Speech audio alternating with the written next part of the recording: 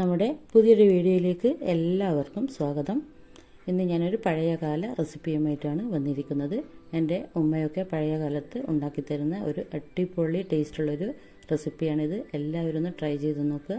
പിന്നെ നമ്മുടെ ചാനൽ ഇതുവരെ സബ്സ്ക്രൈബ് ചെയ്യാത്തവരുണ്ടെങ്കിൽ പ്ലീസ് ഒന്ന് സബ്സ്ക്രൈബ് ചെയ്ത് സപ്പോർട്ട് ചെയ്യണേ. പിന്നെ വീഡിയോ സ്കിപ്പ് ചെയ്യാതെ തന്നെ എല്ലാവരും ഒന്ന് കാണാൻ നോക്കുക. എന്നാൽ പിന്നെ നമുക്ക് വീഡിയോയിലോട്ട് പോകാം. ഇതിനു വേണ്ടി ആദ്യം തന്നെ കുറച്ച് പത്തിരിപ്പൊടി എടുത്ത് നല്ലതുപോലെ കുഴച്ച് വെക്കണം. അതിനു വേണ്ടി ഇതുപോലുള്ള ഒരു പരന്ന പാത്രം എടുത്ത് അതിലേക്ക് ഞാനിവിടെ 3 കപ്പ് വെള്ളമാണ് ഒഴിച്ച് കൊടുക്കുന്നത്. ഞാൻ 2 കപ്പ് പത്തിരിപ്പൊടിക്കാണ് ഇവിടെ 3 കപ്പ് വെള്ളം ഒഴിച്ച് കൊടുക്കുന്നത്. അതൊക്കെ ഓരോരുത്തരുടെ പത്തിരിപ്പൊടിയെ ആശ്രയിച്ചിരിക്കും വെള്ളത്തിൻ്റെ അളവൊക്കെ.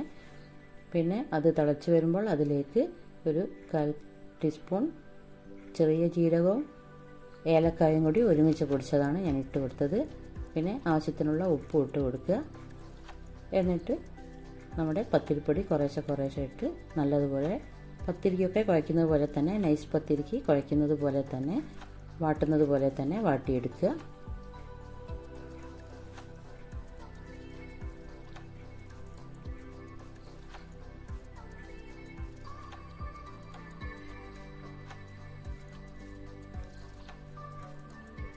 നൈസ് പത്തിരിയൊക്കെ ഉണ്ടാക്കുന്ന അതേ പൊടി തന്നെയാണിത്. അതുകൊണ്ടും പിന്നെ നമുക്ക് പൊറോട്ടി ഉണ്ടാക്കുന്ന പൊടി കൊണ്ടും ഇതുപോലെ തന്നെ ഉണ്ടാക്കിയെടുക്കാം. ഇത് നല്ലതുപോലെ വാട്ടിയെടുത്തതിന് ശേഷം തീ ഓഫ് ചെയ്യുക.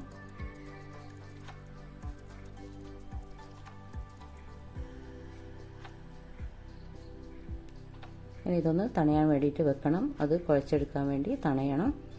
അപ്പോഴേക്കും നമുക്ക് ഇതിന് വേണ്ട ഇതിന് ശർക്കരയാണ് വേണ്ടത്. അതിന് വേണ്ടി ഞാനിവിടെ ഒരു 4 ആണി ശർക്കര എടുത്തിട്ടുണ്ട്. അതിലേക്ക് കുറച്ച് വെള്ളം ഒഴിച്ച് ഇതൊന്ന് മെൽറ്റാവാൻ വേണ്ടിയിട്ട് വെക്കുക. അപ്പോഴേക്കും നമ്മുടെ പൊടി ഇവിടെ ചൂട് തണിഞ്ഞിട്ടുണ്ട്. അത് ഇതുപോലെ ഒന്ന് കുഴച്ചെടുക്കുക. നമ്മൾ പത്തിരിക്ക് കുഴയ്ക്കുന്നത് പോലെ തന്നെ കുഴച്ചെടുത്താൽ മതി. നല്ല സ്മൂത്തായിട്ട് കുഴച്ചെടുക്കണം. അപ്പോൾ ഞാനിവിടെ കുഴച്ച് റെഡിയാക്കി എടുത്തിട്ടുണ്ട്. ഇനി ഇത് ചെറിയ ഉരുളകളാക്കിയിട്ട് നടുവിലൊരു കുഴി വെച്ച് ആണ് ഇതിൻ്റെ ഷേപ്പ്. കുഴി ഉണ്ടാക്കിയിട്ട് വേണം നമ്മൾ ഉണ്ടാക്കാൻ. കാണിച്ചു തരാം. അതിന് മുമ്പ് കയ്യിൽ കുറച്ച് ഓയിൽ തടവുക. എന്നാൽ പിന്നെ കയ്യിലൊട്ടി പിടിക്കില്ല. എന്നിട്ട് ഇതുപോലുള്ള ചെറിയൊരു പീസ് എടുത്തിട്ട് ഇതുപോലെ റൗണ്ടാക്കുക. എന്നിട്ട് നമ്മൾ നടുവിലൊരു കുഴി ഉണ്ടാക്കുക. ആ ചൂണ്ടാൻ വിരൽ കൊണ്ട് നടുവിലൊരു കുഴി ഉണ്ടാക്കി മാറ്റി വെക്കുക. അത്രയേ ഉള്ളൂ. ഇതുപോലെയാണ് നമ്മൾ മുഴുവൻ പൊടിയും ഇതുപോലെ ചെയ്തെടുക്കുക. കണ്ടില്ലേ, നടുവിൽ ഒരു കുഴി ഉണ്ടാക്കി. ഇതാണ് ഇതിൻ്റെ ഷേപ്പ്. ഇതുപോലെയാണ് സാധാരണ പണ്ട് മുതലേ ഉണ്ടാക്കി പോരുന്നത്. അങ്ങനെ മുഴുവനും അതുപോലെ ഉണ്ടാക്കി വെച്ചിട്ടുണ്ട് ഞാൻ. ഇനി ഇതൊന്ന് സ്റ്റീം ചെയ്തെടുക്കണം. അതിനുവേണ്ടി ഒരു പാത്രത്തിലേക്ക് വെള്ളം വെച്ച് സ്റ്റീമർ വെച്ച് അതിലേക്ക് നമ്മൾ റെഡിയാക്കി വെച്ച ഉരുട്ടകളിട്ട് നല്ലതുപോലെ സ്റ്റീം ചെയ്ത് വേവിച്ചെടുക്കുക.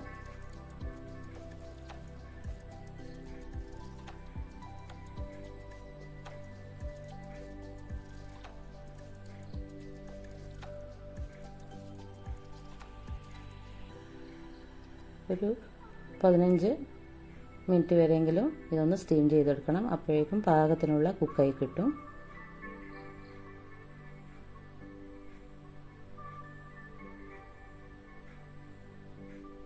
അങ്ങനെ മുഴുവനും അതിലേക്ക് ഇട്ട് കൊടുത്തിട്ട് മൂടി വെച്ച് ഒരു 15 മിനിറ്റ് സ്റ്റീം ചെയ്തെടുക്കുക.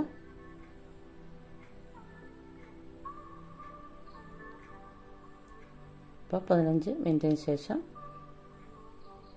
നമ്മുടെ മാവെല്ലാം കുക്കായിട്ടുണ്ട്. ഇനി ഇതുപോലുള്ള ഒരു പാത്രം വെച്ച് അത് ഇറക്കി വെച്ചതിന് ശേഷം മറ്റൊരു പാത്രം വെച്ച് അതിലേക്ക് ഞാനിപ്പോൾ ഇട്ട് കൊടുത്തത് നെയ്യാണ്, പശുവിൻ നെയ്യ്. ഇനി ഇത് ഇഷ്ടമല്ലെങ്കിൽ ഇത് ഒഴിവാക്കാം. നെയ്യ് ഉപയോഗിക്കണം നിർബന്ധമൊന്നുമില്ല.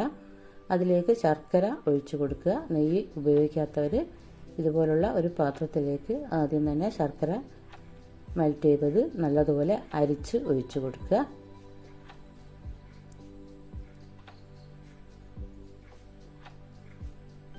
ഞാനിപ്പോൾ ആ നെയ്യ് മെൽറ്റ് ആയപ്പോൾ അതിലേക്ക് ശർക്കര ഒഴിച്ചു കൊടുത്തിട്ടുണ്ട്, അരിച്ച് ഒഴിച്ചു കൊടുത്തിട്ടുണ്ട്.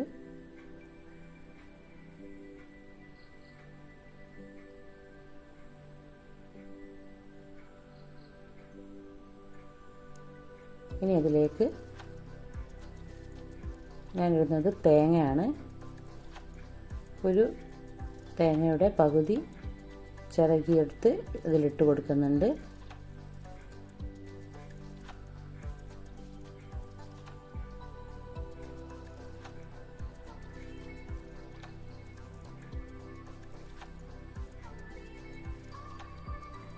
ഇനി അതൊന്ന് മിക്സ് ചെയ്തതിന് ശേഷം നമ്മുടെ സ്റ്റീം ചെയ്ത് വെച്ച ഉരുട്ടകൾ ഇതിലിട്ട് കൊടുക്കുക. ഞങ്ങളിതിന് കൊഴുക്കട്ട എന്നാണ് പറയുക, മധുരമുള്ള കൊഴുക്കട്ട ഇതിലേക്ക് ഇട്ട് കൊടുക്കുക.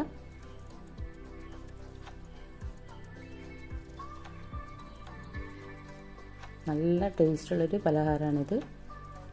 മധുരം ഇഷ്ടമുള്ളവർക്കൊക്കെ ഇത് ഇഷ്ടപ്പെടും. ഇനി അതൊന്ന് മിക്സ് ചെയ്തതിന് ശേഷം ആ ശർക്കര വെള്ളം ഒന്ന് വറ്റി കുറുകി വന്ന് നമ്മുടെ കൊഴുക്കട്ടയിൽ നല്ലതുപോലെ ഒന്ന് പിടിക്കുന്നത് വരെ ഒന്ന് തിളപ്പിക്കുക. അപ്പോഴേക്കും കൊഴുക്കട്ടേൻ്റെ ഉള്ളിലേക്ക് ആ ശർക്കര വെള്ളമൊക്കെ ആഴ്ന്നിറങ്ങി കൊഴുക്കട്ടയ്ക്കൊക്കെ നല്ല മധുരം വെക്കും.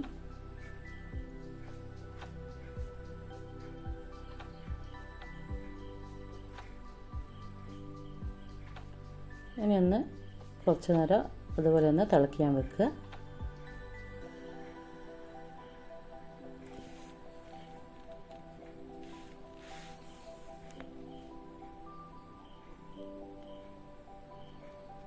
ഇനി ആ ശർക്കര വെള്ളം നല്ലതുപോലെ വറ്റി വരുമ്പോൾ കൊഴുക്കട്ടയുടെ മുകളിൽ ഇതൊക്കെ നല്ലതുപോലെ ചേർന്ന് കിട്ടണം. അതിന് വേണ്ടിയിട്ടാണ് വെള്ളം വറ്റിക്കുന്നത്.